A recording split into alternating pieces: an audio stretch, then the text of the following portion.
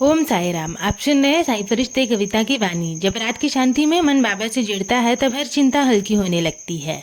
आज का रात्रि साई संदेश आपको निश्चित नींद का आशीर्वाद दे। चलिए शुरू करते हैं।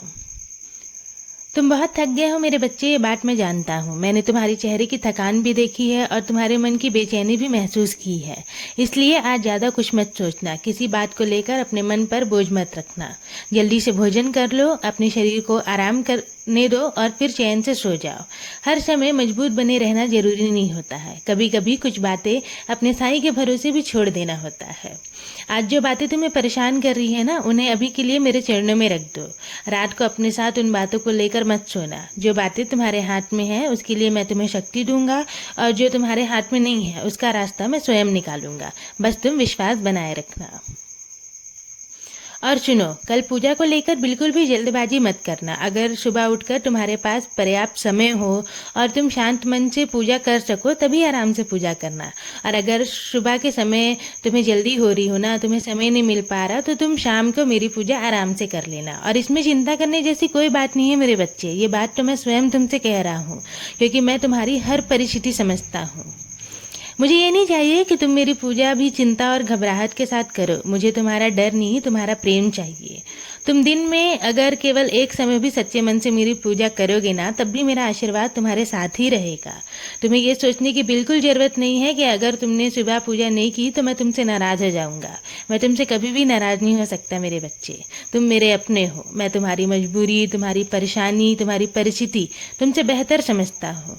और तुम जिस भाव से मुझे याद करते हो वही मेरे लिए सबसे बड़ी पूजा है। तुमने अगर मेरे सामने दीपक नहीं जलाया लेकिन मुश्किल के समय मुझे याद किया, वो भी मेरे लिए पूजा है। तुमने अगर लंबी आरती नहीं की लेकिन सच्चे मन से बस इतना कहा कि बाबा मेरे साथ रहना, तो समझ लेना कि मैंने तुम्हारी वो पुकार भी सुन ली। मेरी पवित्र उदी के प्रभाव से तुम्हें और तुम्हारे पूरे परिवार के सभी शारीरिक और मानसिक कष्ट दूर होंगे। तुम विश्वास रखना। मैं बस इतना चाहता हूँ कि मेरी उदी का टीका तुम हमेशा अपने माथे पर लगाए रखो। वो हर चीज़ से तुम्हारी रक्षा करेगी। याद रखना मेरे बच्चे, तुम्हारी ज़िंदगी ना तुम्हारी सोच पर निर्भर है।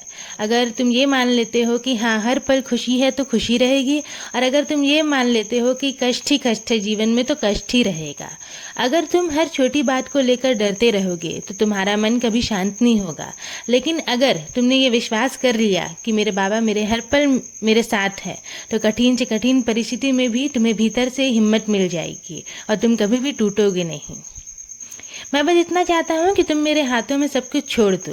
जब तुम अपनी हर चीज़ को अपने हिसाब से चलाने की कोशिश छोड़ दोगे ना, तब तुम्हें समझ में आएगा कि मैंने तुम्हारे लिए कितनी चीज़ें पहले से संभाल कर रखी हुई थी।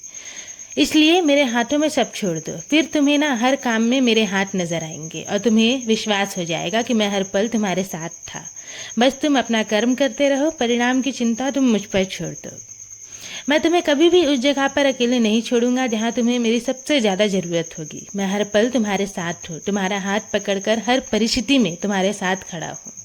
और हाँ, दूसरों के जीवन के बारे में सोचना अब तुम बंद कर दो। दूसरों से अपनी तुलना करना भी छोड़ दो। किसी की ज़िंदगी में क्या जल्दी हुआ और तुम्हारी ज़िंदगी में क्यों देरी हो रही है, इसका हिसाब मत लगाओ। हर किसी का समय अलग होता है।